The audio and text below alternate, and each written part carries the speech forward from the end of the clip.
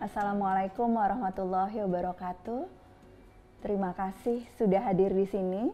Semoga ini kesempatan ke-9 kalinya di hari ke-9 Ramadan. Kalau teman-teman yang belum sempat melihat episode-episode sebelumnya, Hidup Bersama Al-Quran, edisi khusus Tafsir Al-Misbah, hadir setiap hari untuk mengajak kita semua bersama-sama belajar dari Abi. Dan hari ini kita akan melanjutkan pembahasan Quran Surah An-Najm. Kita akan mulai dari ayat 33. Boleh dibuka Qurannya, dibuka tafsir Al-Misbahnya, dan kita akan ikuti uraian Abi bersama-sama. Silahkan Abi. Auzubillahiminasyaitonirrajim. Bismillahirrahmanirrahim. Ayat 33. Afara'aital ladzi tawalla wa a'ta qalilan wa akda. Ini ayat turun menyangkut satu orang. Beda-beda pendapat ulama tentang orang itu. Yang jelas, orang ini punya kecenderungan masuk Islam. Sudah melangkah ke sana, tiba-tiba datang temannya berkata, masa kamu mau masuk Islam? Terus dia jawab, saya ini banyak dosa saya. Jadi saya lihat di sana tuh Tuhan Maha Pengampun dan lain-lain sebagainya. Jadi saya mau masuk Islam. Terus temannya itu bilang, begini aja, bayar aja saya tanggung dosamu. Oke, enak aja, nggak boleh Bi. Jawabannya apa? Nggak bisa dong. Terus akhirnya dia bilang oke. Dia bayar, dia tidak jadi masuk Islam. Ini maka tuh ada riwayat yang bilang Al-Walid ibnu Al-Mughirah, tapi nggak ini riwayatnya ya. Al-Walid ibnu Al-Mughirah, ada riwayat lain, Abdullah, ada riwayat lain. Yang penting kita ada seseorang lah yang ada satu orang dan boleh jadi sampai sekarang masih ada yang begitu. Betul, boleh jadi. Oke. Jadi di sini dikatakan afara'aital ladzi tawalla. Apakah engkau telah mengetahui? Pertanyaan yang mengandung dorongan untuk tahu, pertanyaan yang sekaligus merupakan kecaman terhadap yang melakukan ini. Orang yang berpaling, orang yang membatalkan niatnya untuk masuk Islam. Karena itu tadi alasannya. Maka wa'ata qalilan wa akda. Dia waktu janji mau memberi itu, dia sudah memberi sedikit, tapi rupanya dia kikir. Lalu sisanya dia tidak bayar. Akda itu terambil dari kata kidya. Kidya itu batu yang seorang menggali lubang, tiba-tiba ada batu karang di hadapannya, dia mau gali, tidak bisa, maka dia berhenti menggali. Nah, ini orang sudah beri, masih mesti dia bayar lagi, dia hentikan pembayarannya karena kikir dan sebagainya. Tahukah kamu? Jadi ini kecaman kamu. A'indahu ilmul ghaibi fahuwa yara. Apakah dia memiliki pengetahuan tentang gaib sehingga dia menduga, dia mengetahui, dia merasa bahwa dosanya bisa ditanggung orang lain? Apakah belum disampaikan kepadanya apa yang termaktub dalam lembaran-lembaran Musa dan lembaran-lembaran Nabi Ibrahim yang telah menyempurnakan janji-janjinya kepada Allah? Kita lihat satu persatu. Yunabba. Berita itu ada berita penting, ada berita tidak penting. Ya toh? Kalau dia berkata naba, maka itu berita penting. Nah, kami mau beri contoh. In ja'akum fasiqun binaba'in fatabayyanu. Kalau ada seorang fasik membawa berita penting, cek, cek. Kalau tidak penting perlu dicek enggak? Nggak perlu. Ya habis waktu. Udah fasik, udah gitu nggak penting lagi. Nggak perlu dilayanin yang kayak gitu. Ya kayak kan? gitu. Jadi di sini dikatakan yunabba. Apakah dia belum diberitahu tentang berita penting yang terdapat dalam lembaran-lembaran Nabi Musa? Dan itu memang sengaja disebut Nabi Musa dan Nabi Ibrahim karena mereka dihormati gitu. Mereka dihormati. Kenapa Nabi Musa? Karena dalam masyarakat jahiliyah banyak orang Yahudi. Iya, betul. Ya toh? Yang percaya bahwa kalau dari Nabi Musa pasti berita penting. Nah, terus Nabi Ibrahim, orang-orang Arab itu sangat menghormatinya karena mereka menganggap bahwa Ibrahim itu adalah leluhurnya. Okay. Dua hal yang kita ingin garis bawahi.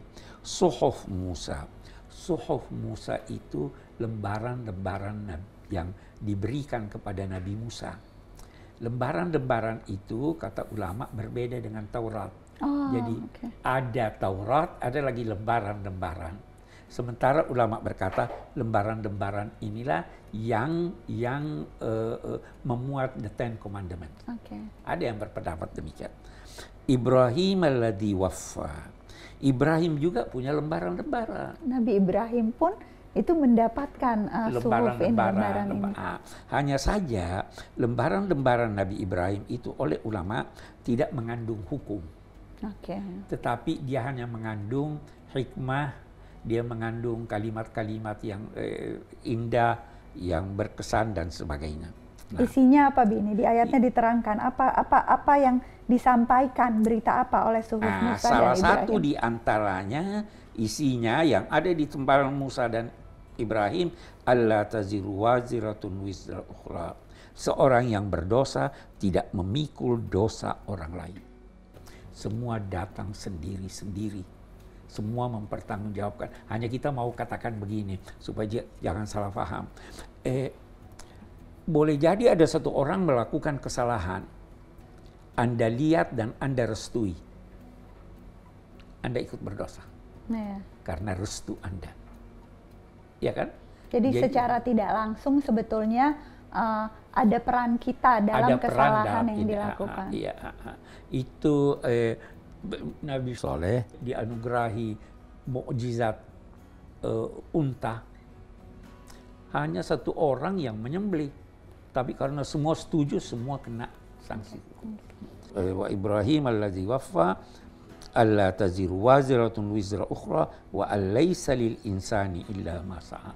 Tidak ada yang diperoleh manusia kecuali hasil usahanya sendiri.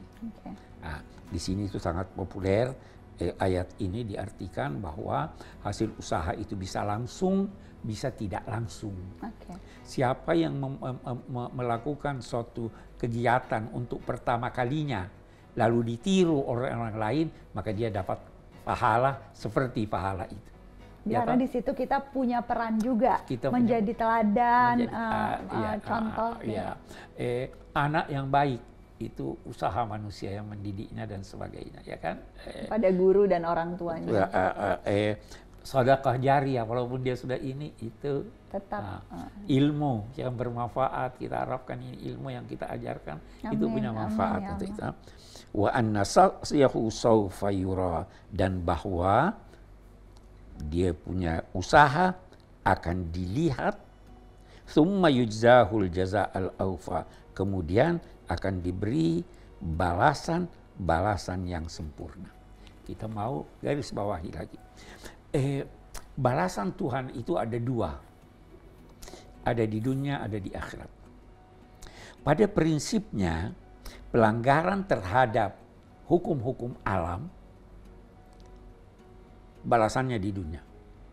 Misalnya kita berkata, makan makanan kotor sakit perut. Buang sampah banjir gitu. Ada sanksinya. Itu sanksinya di dunia. Tidak di akhirat. Ada lagi ketentuan-ketentuan Tuhan menyangkut agama. Salat wajib. Tidak salat ada sanksinya tidak? Di dunia di dunia tidak ada. Kalaupun ada itu panjar. Betul. Yang kedua yang kita mau katakan, summa yujzahul jaza'al awfa, balasan yang sempurna. Balasan sempurna ini kalau kebaikan. Tapi kalau keburukan, boleh jadi tidak dibalas, dimaafkan Tuhan. Boleh jadi tidak diberi sanksi sesuai yang ini. Karena Tuhan Maha Pengampun. Jadi justru di akhirat itu yang dilipat gandakan, yang mendapatkan balasan yang sempurna itu adalah amal-amal baik kita. Tapi di sisi lain, di ayat tadi juga dikatakan bahwa dosa itu dipikul sendiri-sendiri, tapi juga amal baik itu sebetulnya akan kita akan mendapatkan balasan sesuai dengan usaha kita masing-masing juga. Betul. Oke. Betul. Akan masih banyak uraian-uraian selanjutnya. Kita akan lanjutkan pembahasan tentang Quran surah An-Najm ayat 33 sampai dengan 42 di bagian selanjutnya dari Hidup Bersama Al-Quran edisi khusus Tafsir Al-Misbah. Jangan kemana-mana, pastikan Anda menyaksikan bagian lanjutan dari episode ke-9 ini. Pendidikan Kader Mufasir adalah salah satu program dari Pusat Studi Al-Quran. Program intensif khusus bagi peserta yang sudah mendalami ilmu tafsir di perguruan tinggi dan berhasil lolos seleksi dari seluruh Indonesia. Selama 6 bulan sampai 1 tahun, para kader ini mendapat pengayaan serta mentoring ilmu-ilmu Al-Quran lainnya dari Dewan Pakar PSQ. Program ini bertujuan melahirkan mufasir yang mumpuni serta mampu menghasilkan karya untuk kemaslahatan umat. Assalamualaikum warahmatullahi wabarakatuh. Terima kasih masih hadir di sini dan masih menyaksikan Hidup Bersama Al-Quran edisi khusus dari Tafsir Al-Misbah.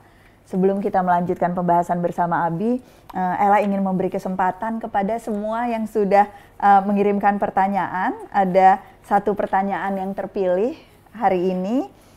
Pertanyaannya dari Anggi.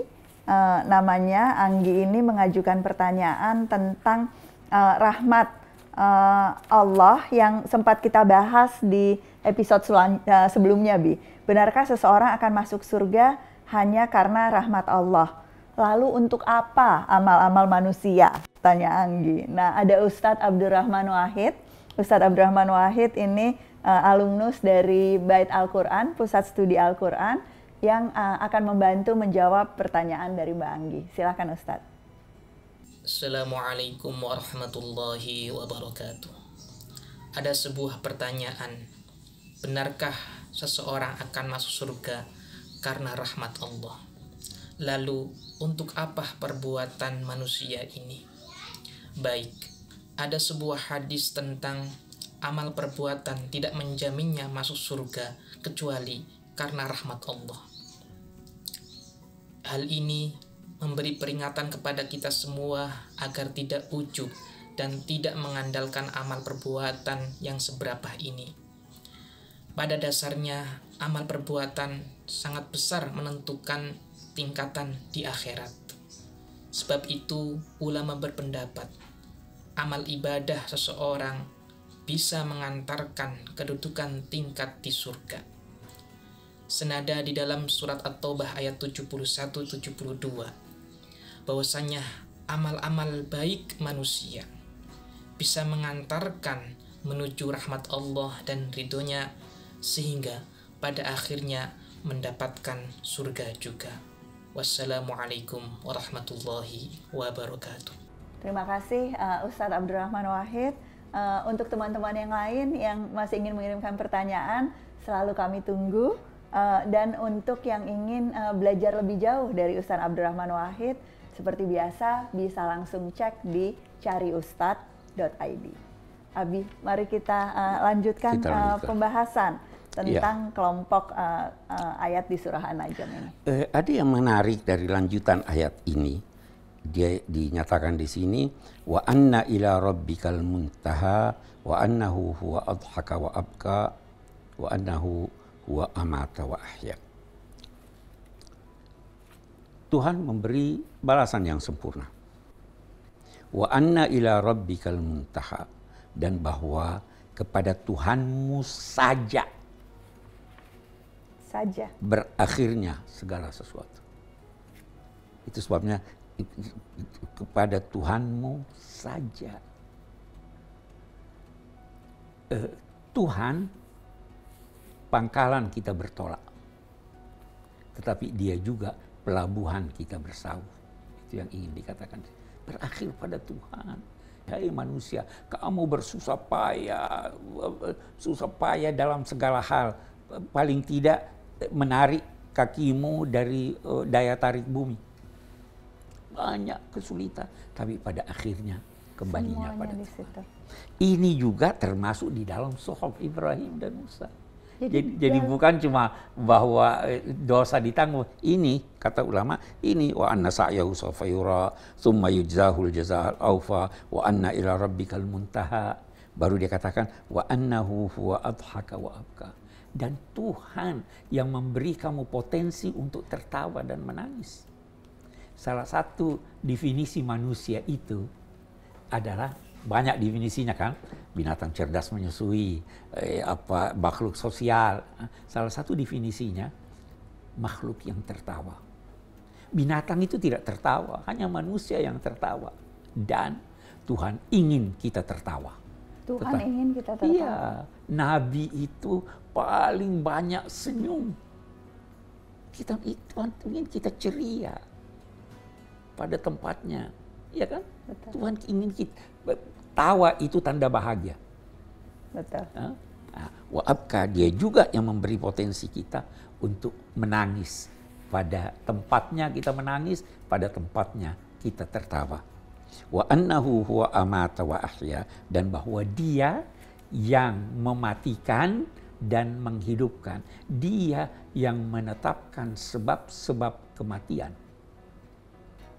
Kematian itu satu, sebabnya beda-beda. Betul. Tetapi semuanya itu semuanya. Dan demikian juga kehidupan. Orang lahir itu ditentukan Tuhan. Gitu? Wa annahu khalaqaz zawjaini dzakara wal unsa. Dia juga yang menciptakan pasangan laki atau perempuan. Syukurilah Anda diberi perempuan, syukuri, itu dari Tuhan. Diberi laki, syukuri, itu dari Tuhan. Alangkah banyaknya orang yang mau memperoleh anak, tidak peroleh anak. Betul. Walau sudah Berusaha. bayi tabung dan sebagainya. Betul. Ada orang yang sudah putus asa, kembali kepada Tuhan, dia diberi anak. Betul. Dia yang menciptakan laki dan perempuan.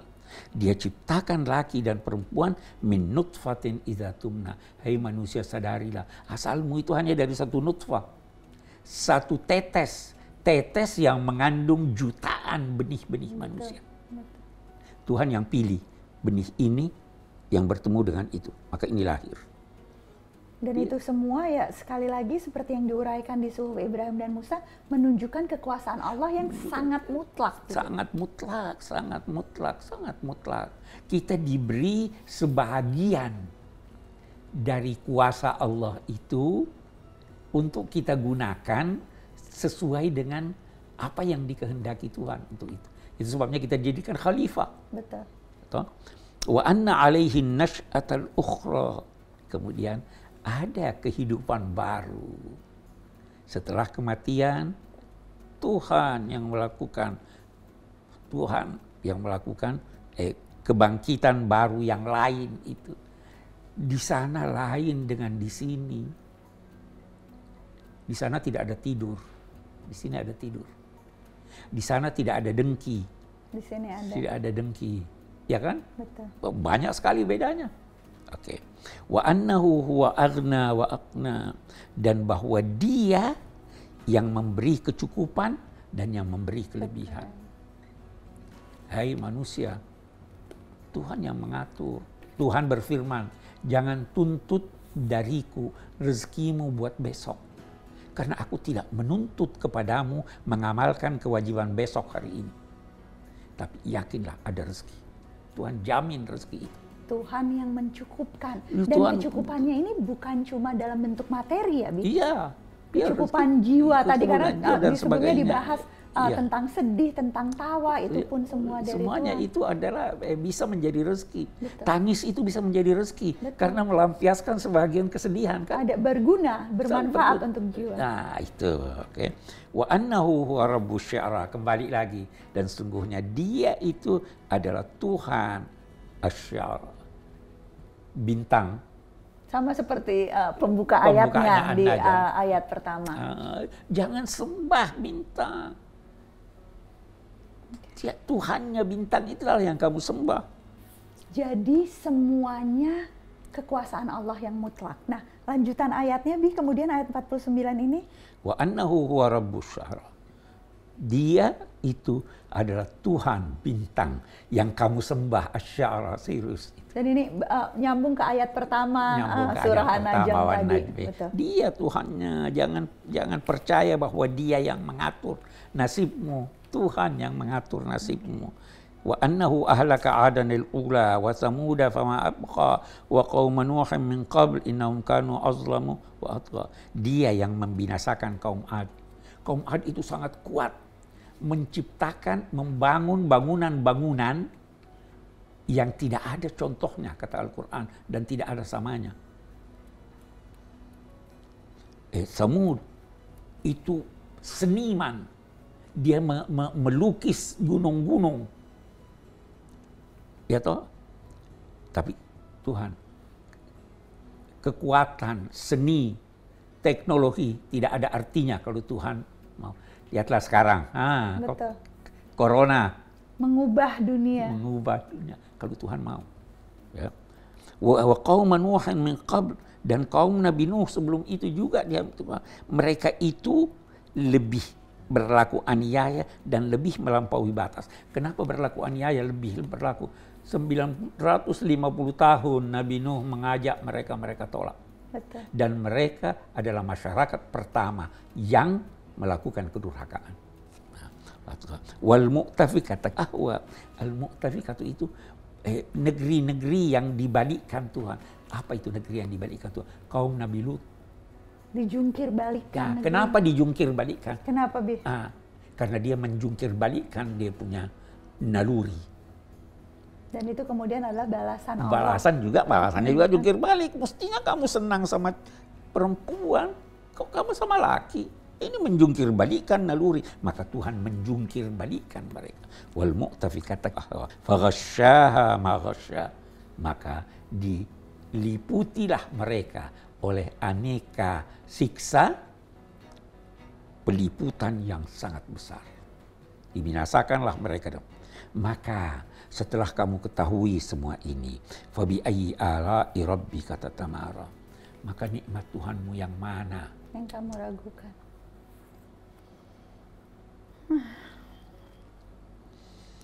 Yang mana yang kamu ragukan? Begitu banyak nikmat Tuhan. Hadza nadhirun minan nuzuril ula. Ini adalah peringatan dari sekian banyak peringatan yang telah disampaikan sebelum ini. Azifatil azifah.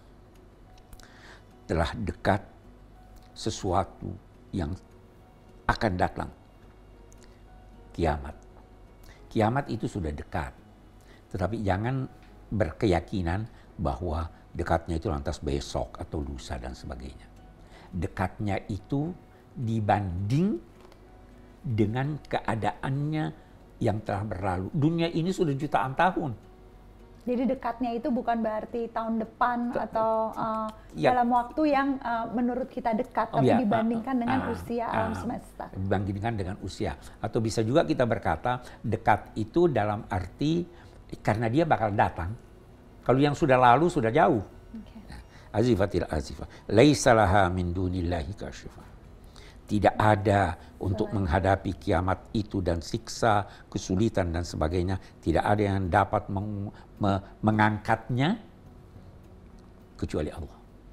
Sekali lagi ditegaskan, hanya Allah. Afa min hadzal hadithi ta'jabun? Apakah dari uraian-uraian yang ada di sini kalian merasa heran? Wa tadhakun wa la tabkun? Kalian tertawa, melucu dan sebagainya dan tidak menangis. Wa antum samidun. Samidun ini kita bisa berbicara banyak tentang samidun. Samidun itu bisa berarti lengah. Bisa berarti juga menyanyi. Nah, ini ada ulama berkata, yang bilang larangan menyanyi dari ayat ini. Okay. Padahal samidun ini yang berarti nyanyian bukan bahasa Arab, bahasa himyar. Jadi jangan jadikan ini sebagai alasan bahwa ini dikecam mereka karena menyanyi. Okay. Ya.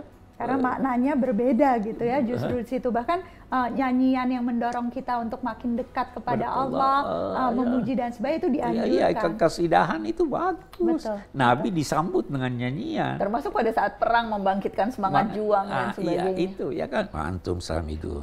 Fasjudu lillahi wa'budu. Maka sujudlah kepada Allah dan sembahlah Allah. Sujud itu bukan sekedar berarti meletakkan dahi di lantai, tapi sujud itu berarti patuhlah kepada Allah. Ibadah itu bukan sekedar ibadah ritual, ya toh? Ibadah itu adalah kepatuhan yang disertai dengan kekaguman kepada Allah. Patuh melaksanakan semua perintahnya, patuh dalam melaksanakan tugas-tugas Anda, patuh dalam membangun dunia ini sesuai dengan apa yang dikehendakinya. Itu arti ibadah. Memahami ibadah dalam arti sempit itu uraian ahli hukum dalam konteks sistem pengajaran. Tapi ibadah yang sesungguhnya itu dan semua apa yang diperintahkan Allah. Insya Allah. Mudah-mudahan ini penutup akhir dari surah An-Najm ini, teman-teman, yang memerintahkan kita sesungguhnya agar bersiap menghadapi kiamat, beribadah dan mensucikan Allah, dan juga di bagian awal bersumpah tentang kebenaran Nabi Muhammad dan bahwa apa yang beliau sampaikan adalah wahyu ilahi. Betul. Sungguh banyak pelajaran yang kita dapatkan dari Quran surah An-Najm. Semoga bisa dipraktekkan dan semoga besok teman-teman bisa kembali menyaksikan Hidup Bersama Al-Quran edisi khusus Tafsir Al-Misbah, dan kita akan mulai membahas surah Al-Qamar ya, insya Allah. Terima kasih. Assalamualaikum warahmatullahi wabarakatuh.